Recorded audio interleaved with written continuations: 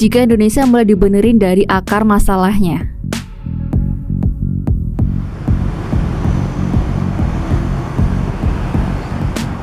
Jika Indonesia mulai dibenerin dari akar masalahnya, maka perjalanan bangsa ini akhirnya menemukan titik balik yang selama puluhan tahun kita tunggu. Selama ini kita terlalu sering hanya memperbaiki bagian permukaan, mengganti pemimpin, memperbarui program, atau membuat aturan baru tanpa benar-benar menyentuh akar persoalan yang membuat negara ini berjalan pincang. Padahal akar masalah Indonesia berada jauh di dalam sistem yang lemah, lembaga yang tidak berfungsi penuh, budaya pemerintahan yang transaksional, hukum yang kurang tegas, dan mentalitas kekuasaan yang lebih mementingkan kelompok daripada kepentingan rakyat. Jika kita berani menyentuh akarnya bukan batangnya, maka perubahan yang lahir bukan lagi tambalan sementara, tetapi perbaikan permanen yang mengubah wajah bangsa dari dalam keluar. Ketika Indonesia dibenerin dari akarnya, kita mulai menyembuhkan kerusakan yang selama ini diwariskan dari generasi ke generasi. Korupsi tidak cukup diberantas dengan menangkap pelakunya, ia harus dibersihkan dari lingkungan yang membuat korupsi mudah terjadi. Sistem hukum tidak cukup diperbaiki dengan mengganti pejabatnya, ia harus dibangun dengan standar integritas dan pengawasan yang kokoh. Pendidikan tidak cukup dibenahi dengan kurikulum baru, ia harus diletakkan di atas fondasi moral, karakter, dan rasa tanggung jawab.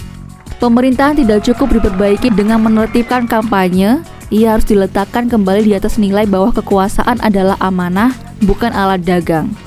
Perbaikan akar berarti menggeser cara berpikir seluruh bangsa dari budaya serba instan menjadi budaya yang menghargai proses dan kejujuran.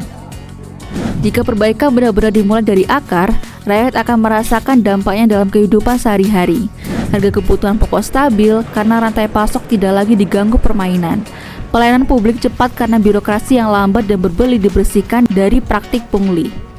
Lapangan kerja tumbuh karena ekonomi dibangun dari pondasi yang sehat, bukan dari proyek-proyek yang hanya menguntungkan kelompok tertentu.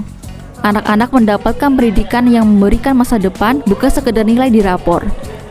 Rumah sakit menjadi tempat yang manusiawi, pengadilan menjadi tempat mencari keadilan, dan kantor pemerintah menjadi tempat melayani, bukan menakut-nakuti.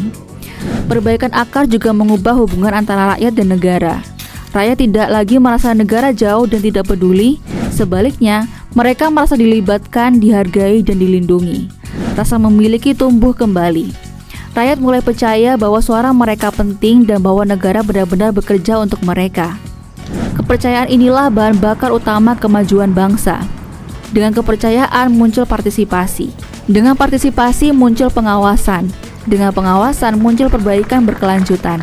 Negara menjadi sehat karena rakyatnya terlibat, bukan hanya menonton. Jika Indonesia benar-benar dibenerin dari akar masalahnya, maka kita tidak hanya memperbaiki negeri ini untuk hari ini, tetapi untuk puluhan tahun ke depan.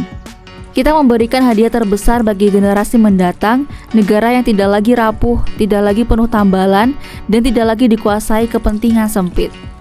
Kita memberikan fondasi yang kuat bagi masa depan yang lebih adil, lebih stabil, dan lebih manusiawi.